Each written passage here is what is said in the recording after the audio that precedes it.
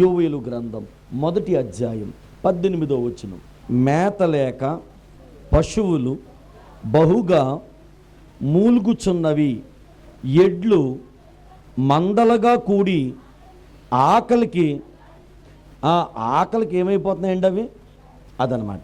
ఏంటండి మాకు అర్థం అవ్వలేదు ఈ మాట అనుకుంటే, మధ్యాహ్నం చూడండి, ఏదైనా ఫంక్షన్ పెట్టినప్పుడు ఆ ఫంక్షన్లో 12 గంటల నుంచి భోజనాలు పెడితే ఒకలా ఉంటుంది.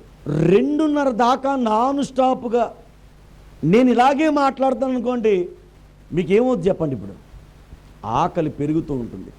ఆకలితో మీరు ఏమైపోతారో చెప్పనండి, అల్లాడిపోతుంటారు. వీలుంటే ఆ చేతులల్లా ఊగిపోతుంటాయి అన్నమాట. లోపల ఉన్న ఆకలి మిమ్మల్ని ఏదైనా చేయడానికి పురిగొలుపుతుంది. అంటే ఆ టైంలో ఆ పక్కన చిన్న బిస్కెట్ను తినేస్తారు. ఆ టైంలో ఎవరి చేతుల్లో ఏం కనబడినా తినేస్తారు. అందువల్లనే ఆకలి రుచి ఎరగదు, నిద్ర సుఖం ఎరగదంట. అవునా? ఆకలి వేసినప్పుడు అల్లాడిపోతాం ప్రియులారా. మనకి అల్లాడ్డ గురించి తెలియదని నా అభిప్రాయం. మనకు తెలియదు. 1 గంట తినాల్సింది 2 గంటలు తింటాం, పోనీ 1 గంట తినాల్సింది 3 గంటలు తింటాం, ప్రాబ్లం లేదు. ఈలోపు మంచినీళ్ళలో డ్రింకో, ఒకళ్ళు కూర అవ్వకపోతే ఆ కూర తెచ్చుకునే ఈలోపు ఉన్నది ఇంట్లో ఉన్నది ఏదో ఒకటి మొత్తం మీద నోట్లు వేసి అలా గర్రని ఆడించేస్తుంటాం మనం. అవునా? నాకు తెలిసి ఆకలితో అల్లాడడం అంటే మనకు తెలియదు ప్రియులారా.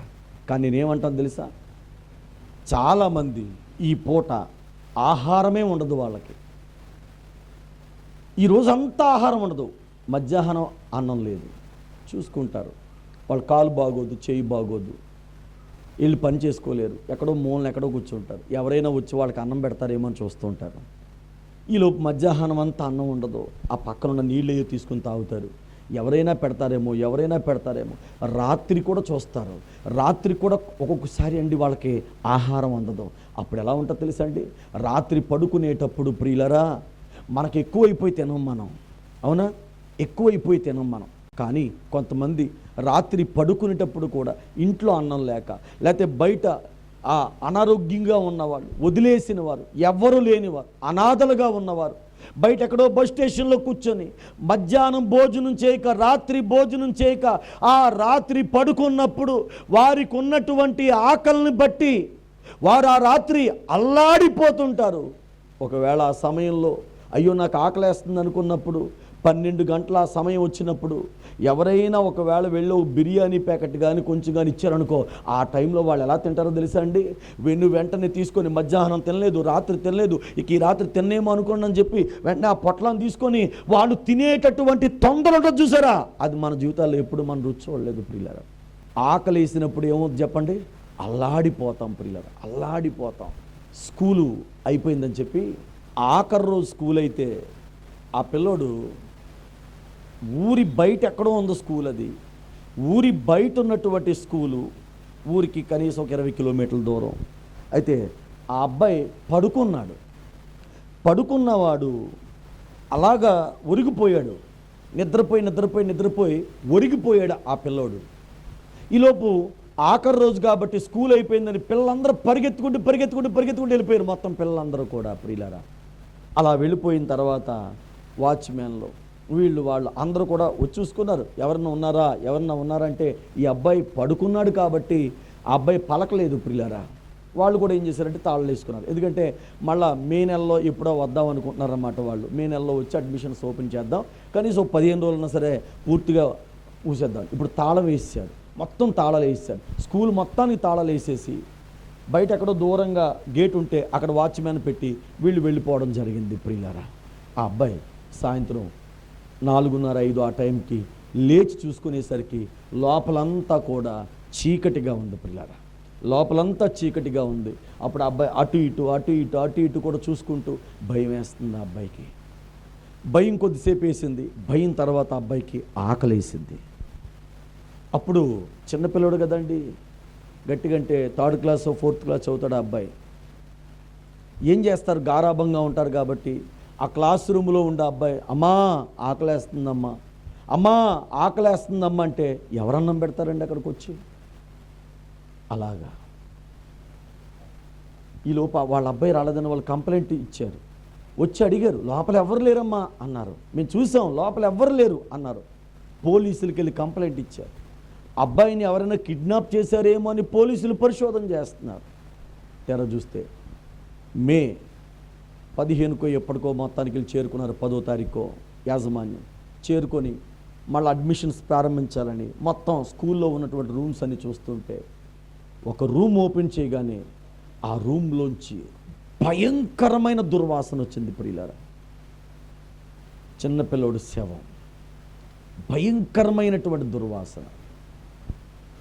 ఆ అబ్బాయి అక్కడ బోర్డు మీద రాశారంట, అమ్మా నాకు భయం వేస్తుంది, అమ్మ నాకు చాలా ఆకలిగా ఉందమ్మా. ఆ అబ్బాయి నోట్లో పేపర్స్ ఉన్నాయంట. ఆకలి వేసి అబ్బాయి పేపర్స్ తినేశాడు. ప్రియులారా, పేపర్స్ తినేశాడు. ఇంకెంతకాలం బ్రతుకుతాడు చెప్పండి అన్నం లేకుండా. అలా ఆ అబ్బాయి ఆ లోపలే ఉండి చనిపోవడం జరిగింది. ఆకలితో అల్లాడిపోవడం అంటే అది. ఒక్క పూట 1 గంట 2 గంటలు లేట్ అవ్వడం కాదండి ఆకలితో అల్లాడిపోవడం అంటే. ఆకలి వేసినప్పుడు ఎవరైనా ఏమైపోతారు చెప్పండి? అల్లాడిపోతారు.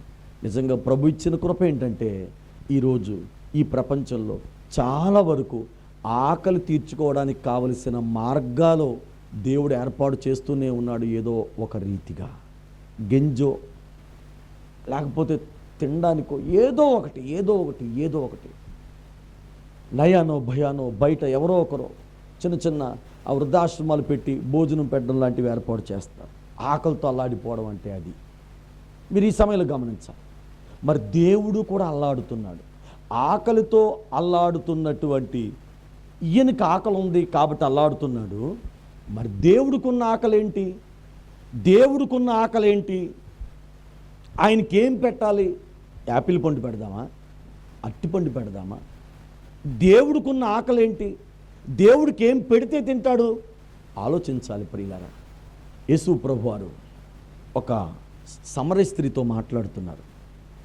ఆ సమరయ స్త్రీతో మాట్లాడినప్పుడు శిష్యుల్ని మీరు వెళ్ళి మరి భోజనం తీసుకొని రండి అని పంపించాడు శిష్యుల్ని. సమరయ స్త్రీతో మాట్లాడిన తర్వాత ఆ సమరయ స్త్రీ తన పాపం నుంచి బయటకు వచ్చింది. అప్పుడు ఆమె వెళ్ళిపోయింది. శిష్యులు వచ్చారు. వచ్చి అయ్యా భోజనం చేయండి అనగానే ప్రభు అన్నారు, మీకు తెలియని ఆహారం నాకు ఉంది. ఆయన ఆకలి ఏంటంటే ఒక మనిషి పాపములో నుండి బయటికి రావాలి. అదే ఆకలి. దేవునికి స్తోత్రం. ఇప్పుడు దేవుని ఆత్మ ఎందుకు అల్లాడుతుందో తెలుసండి. ఒక మనిషి పాపములో ఉన్నాడు. ఆ పాపములో ఉన్న మనిషి బయటికి రావాలి. ఈరోజు ఏదో మందిరాలు నింపబడాలనో అందరూ యేసు ప్రభుని నమ్ముకోవాలనో ఏదో కాదండి. ఒక మనిషి పాపములో నుంచి బయటకు రావడానికే ఈ సువార్త ప్రకటిస్తున్నాం. యేసయ్యను నమ్ముకోవడం వల్ల యేసయ్య కలువరి సిలువలో రక్తాన్ని కార్చి ప్రాణాన్ని పెట్టి సిలువలో పాప క్షమాపణ ఇచ్చారు ఆయన. ఎవరైతే యేసయ్యని నమ్ముకుంటారో వారందరికీ రక్షణ ఉంది, పాపము నుంచి విడుదల ఉంది, విమోచన ఉంది. మీ అందరి ముందు నిలవబడి మాట్లాడుతున్న నేనైనా కావచ్చు, కూర్చున్న మీరైనా సరే కావచ్చు, మనందరూ నీతిమంతులు ఏమాత్రం కూడా కాదు. మనందరి జీవితాల్లో, నా జీవితంలో నేను పాపినై ఉండగా, నేను పాపములో ఉండగా, నేను దేవునికి దూరం అయిపోయి ఉండగా నా దేవుని ఆత్మ నా కొరకు అల్లాడింది. దేవునికి స్తోత్రం. ఆయన నా కొరకు అల్లాడాడు కాబట్టే, నా కొరకు ఆయన ఆకలి పడ్డాడు కాబట్టే, ఆకలిగా నా గురించి ఆయన చూశాడు కాబట్టే నేను మార్చబడ్డాను ప్రియులారా. నేను మారిపోయాను ప్రియులారా.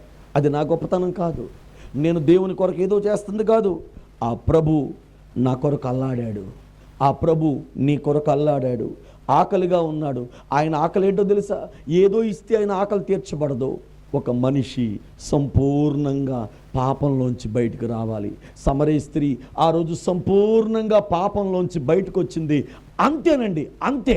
ప్రభు అన్నాడు, ఇక నా కడుపు నిండిపోయింది అన్నారండి ఆయన ఈ లోకంలో జీవించినప్పుడు. దేవునికి స్తోత్రం. ఈరోజు ఆయన ఆకలి అదే. మనిషి జీవితంలో పాపం వల్ల ఎన్నెన్నో శిక్షలు, ఎన్నెన్నో దారుణమైనటువంటి పరిస్థితులు అనుభవిస్తున్నాడు. అవన్నీ మనిషి అనుభవించకూడదని దేవుడు పైనుంచి చూస్తున్నాడు. ఈరోజు విడిపించడానికి ఆయన ప్రయత్నం చేస్తున్నాడు. దేవునికి స్తోత్రం. 1745 సంవత్సరం జరిగిన సంఘటన. చార్లెస్ ఎడ్వర్డ్ అనేటువంటి ఒక వ్యక్తి, మంచి యవనస్తుడు, పొడుగ్గా ఉన్నాడు, అందంగా ఉన్నాడు, కండరాలు తిరిగి ఉన్నాయి. అబ్బా, చూడ్డానికి ఈ రోజుల్లో 6 ప్యాక్ అంటారు చూసారా, ఆ టైపు చూడ్డానికి చాలా అందంగా ఉన్నాడు. ఆయన ఒక నావ ఎక్కాడు. ఆ నావ ఎక్కి సముద్రంలో ప్రయాణించి ఒక దగ్గర నావ దిగి అక్కడికి వెళ్ళి ఒక జెండా పాతాడు. వారి జెండా పాతాడు నా ప్రియులరా. ఆ జెండా పాతి మళ్ళా తిరిగి వచ్చాడు. స్కాట్లాండ్ దేశానికి సంబంధించిన వాడు. అతని జీవితంలో ప్రజలందరినీ ప్రభావితం చేయగలిగాడు. ఎలాగో తెలుసా అండి, మనం ఆ రోజుల్లో స్కాట్లాండ్ బ్రిటన్ దేశానికి బానిసత్వంగా ఉండేది. మనం బ్రిటన్ కింద బానిసత్వంగా ఉండకూడదు.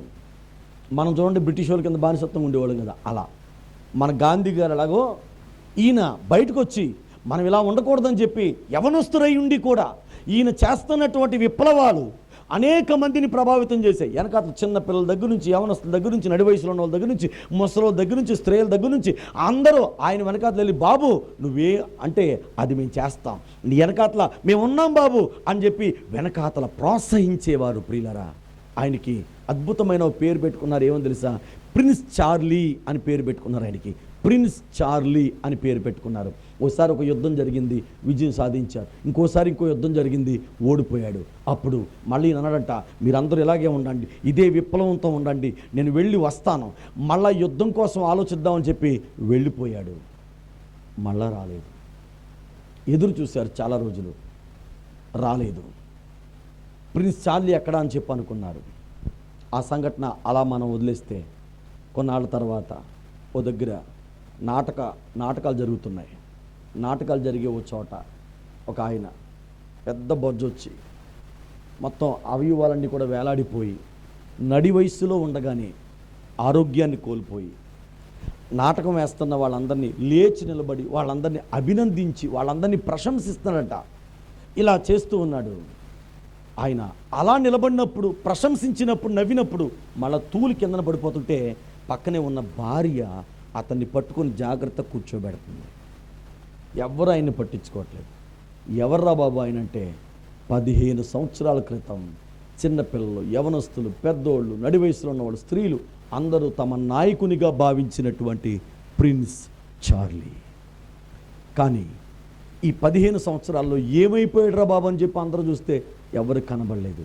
కానీ మళ్ళీ ఇక్కడ కనిపించాడు, నాటకశాల. ఎవరు ఆయన గుర్తుపట్టలేదు. అక్కడ అలా ఒక తాగుబోతుగా ఉండిపోయాడు. ఏం జరిగిందని చెప్పి ఎవరో తెలిసిన వాళ్ళు ఇలా అడిగారంట, ఈయన ప్రిన్స్ చార్లీ అని చెప్పంటే అవును. భార్య చెప్పింది అవును. మరేంటి ఎలా అయిపోయాడంటే 15 సంవత్సరాలుగా తాగుతున్నాడు. 15 సంవత్సరాలుగా మద్యపానానికి బానిసైపోవడం వలన, ఆ పాపం అతనిలో ఉండిపోవడం వలన స్కాట్లాండ్ దేశం స్వాతంత్ర్యం, విప్లవం, యుద్ధం చేయాలి ఇవన్నీ మర్చిపోయి మత్తులో మునిగిపోయాడు. మత్తల్లా అతనుకున్న ఆరోగ్యం అంతా కోల్పోయాడు. ప్రియులరా, ఇలా మనం చూసినప్పుడు అయ్యయ్యో అంటాం. దేవుని ఉద్దేశం ఏంటి చెప్పరా? అటువంటి వాళ్ళందరూ మార్చబడాలి. దేవునికి స్తోత్రం. వారు పాపం నుంచి బయటికి రావాలి. మరి ఇప్పటిదాకా వాళ్ళు కోల్పోయిన ఆరోగ్యం దేవుడు మరలా వారికి నూతన ఆరోగ్యాన్ని ఇస్తాడు. దేవునికి స్తోత్రం. నిజంగా దేవుడే గనుక వారితో మాట్లాడితే అలా కోల్పోయిన ఆరోగ్యం వల్ల మళ్ళా తిరిగిచ్చి ఆ వ్యక్తిని నూతన జీవంతో నింపుతాడు. నా ప్రియమైన దేవుని బిడ్డ, దేవుని ఉద్దేశం అదే. ఆయన అల్లాడుతున్నాడు. ఏంటో తెలుసా అండి, ఒక మనిషి పాపములో నుండి బయటికి రావాలని దేవుని యొక్క అల్లాడుట, ఆత్మ ఆక్రందన అయింది. కాబట్టి ముగిస్తున్నాను ఈ సమయంలో. దేవుని ఆత్మ జలములపైన అల్లాడుచుండెను. ఈరోజు దేవుని ఆత్మ మనపైన కూడా అల్లాడుతుంది. ప్రేమతో, బాధతో, ఆకలితో ఈరోజు అల్లాడుతూ ఉంది. దేవుడు పైనుంచి చూసి వేడుకు చూసే దేవుడు కాదు. ఆయన చేయవలసిన పని ఆయన చేస్తున్నాడు.